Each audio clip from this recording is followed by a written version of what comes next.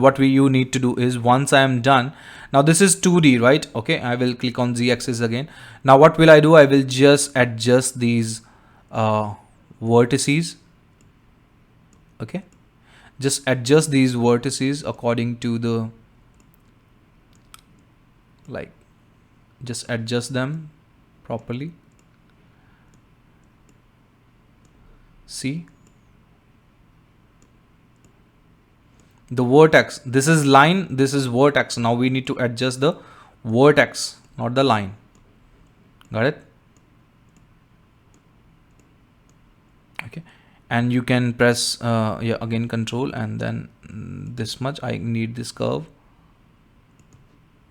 Okay, just for example, let's apply the effect on this one particular shape. So this is one shape, right? Like, okay, the 2D shape.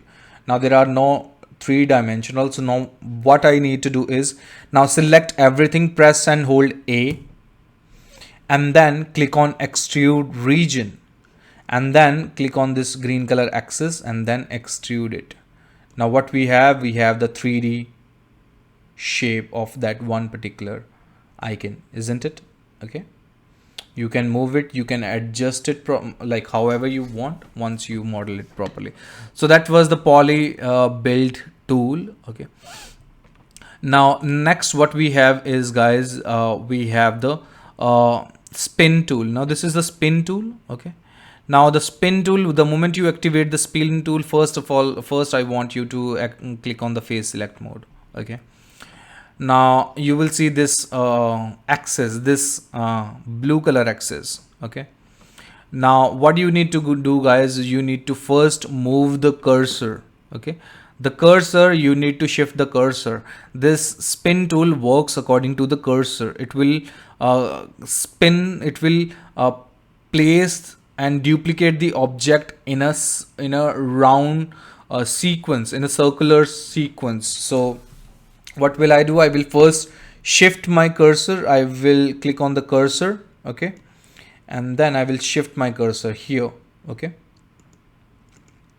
and then what will I do? I will click on the spin tool. Now you can see the spin tool is like the whole axis is got shifted to that around this cursor. Okay, now what you can do, guys, click on any of this axis. If you click one time, it will create a organized movement. If you click one time anywhere, here or here, just one time, just click, and then you got this thing. You need to first, now this is a mess. What I want you to decrease the steps. Okay, just decrease the steps. Here you have the steps.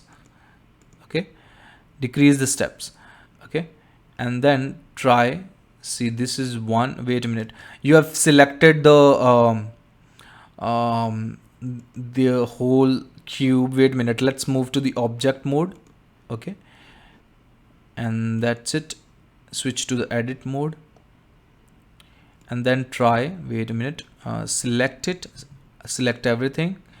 Okay, and then try, you can see one, and this is one. Wait, you need to increase the steps also.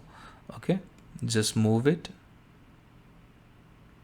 So can you see that it's organizing the whole structure in a circular movement? Okay, so that's the spin tool. And if you are getting confused, what will I do? I will apply the same effect on cube. Okay, so then you can you will be able to get the proper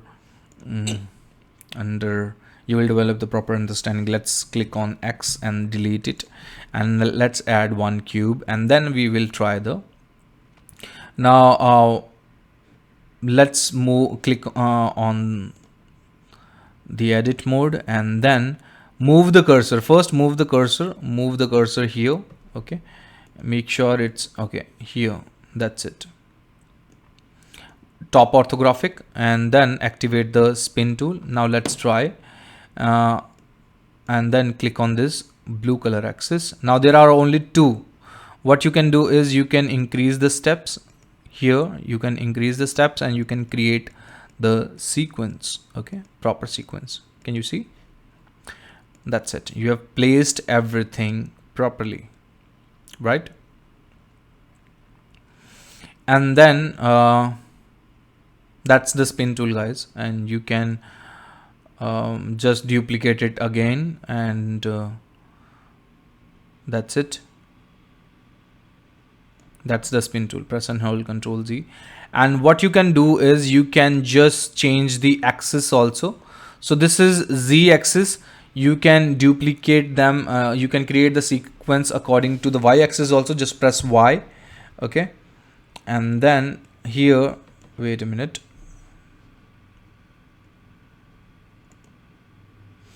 If you activate it, click on it, you can see there is Y axis also. If you hold the Y axis, you can just transform it. You can create, just play with it, see, okay.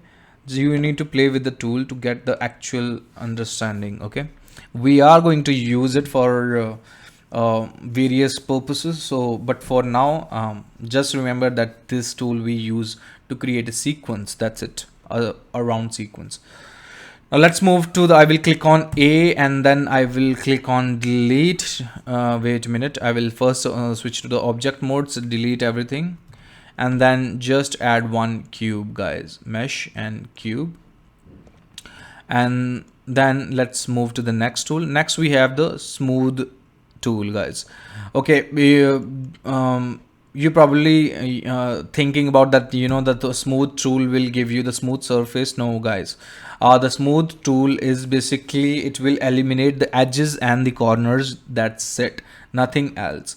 For that, the smooth surface is something else. I will show you how to get that, achieve that result. First, let's practice this smooth tool. For that, what you need is you need to create more sections. You need to subdivide it. Press the right key of your mouse and then subdivide it, okay. Move your cursor to the click on selection to move your cursor to the object, press right and then subdivide, press right, subdivide, okay, and that's it. You need 8 by 8. That's it. Press right on key of your mouse and then subdivide. You need to select everything first. Now again, I want you to press A and then activate the smooth tool, okay. Now once you activate the smooth tool, you will see this yellow color axis. You need to move your cursor to this yellow color axis and then pull out, and pull out, and you can see that it's eliminating, removing all the edges and the corners. Got it? So that's the smooth tool, okay. You can stretch again and again and again and again, okay. So what you can see is now there are no edges and corners, okay. You can subdivide again to create it, to give more dynamic, to make it more dynamic, okay. So that's it, guys. So that's the smooth tool, okay. Now then you have the randomize. Now I hardly use this tool because it will make your shape little like abstract. So in case you need such shapes or something, you can use this tool, but I don't, I hardly use it, so I don't use it, so I don't use it. That's it. Now let's move to the next tool, guys. Press so we are done with the smooth tool and randomize. The edge select and the edge slide and the vertex slide we already used when we were practicing the loop cut tool, and now we will switch to the shrink and fatten and push and pull, okay. For that, I will first switch to the object mode, and then I will delete this object, and you can delete both ways, guys. You can press and just simply click on delete key of your on your keyboard, or you can just, I will add the cube, you can press X on the keyboard and then you can delete. So both way it will work, okay. So I will to practice the shrink and fatten this time, guys, you need to instead of adding the cube, you need to add the torus. Click on torus and then let's switch to the edit mode. So let's start, guys. Now shrink and fatten, it's already done, it's already activated. I want you to simply hold this yellow color axis, and you can see you can make this torus fat. Okay, and the area inside the torus is decreasing. Can you see it's decreasing? Okay, I will show you the top orthographic and I will show you the change. So this is the effect when you make it when you activate the shrink and fatten tool. Okay, now let's try the push and pull. Now when you activate the push and pull, it will push the area, okay, but it will not increase the area inside, but it will push it toward the outside, but it will not make the torus fat. Okay, so that's the only difference. So it's pushing the inside area. Okay, so that's push and pull, and then this is shrink and fatten. So that's the use of it. Okay, so that's it, guys. We are done with the shrink and fatten. Only two tools are left. First we have the shear tool. Okay, so first I need to switch to the object mode, and then delete the press X and delete it. And then now I will add one cube again. Okay, switch to the edit mode. So guys, the shear tool, basically we use it for photo frames and for the edges, for the proper edges, and diagonal dimension process. Wait a minute, I will show you what is the use of it. Okay, so first I will switch to the orthographic, front orthographic. Okay, and we will first change the size of it. Wait, okay, press A, select everything and just make it little flat. And now let's try. So, and then click on the Y axis, either it should be the front orthographic. Okay, and now let's try the shear tool. Okay, first guys, yeah, one more thing, that even if you activate what you can do is you can just simply select anything, okay, any side, and then you press G and you can grab it. Press and hold G, just press G one time and you can grab it and you can transform the whole thing. Okay, and then press the right key of your mouse. If you want to deselect it, you can switch to the edge select mode also, and then you can select any edges. I will select this edge, and then I will press G for grab, and then I can grab it and I can transform it, the shape, however I want. I will press and hold Control and Z. Okay, so most of the people, what they do, just to show you the actual use of the shear tool, I am doing it because I didn't teach you before this thing before. You can select the edge also, edge, and press G, and you can transform the shape. Press and hold G.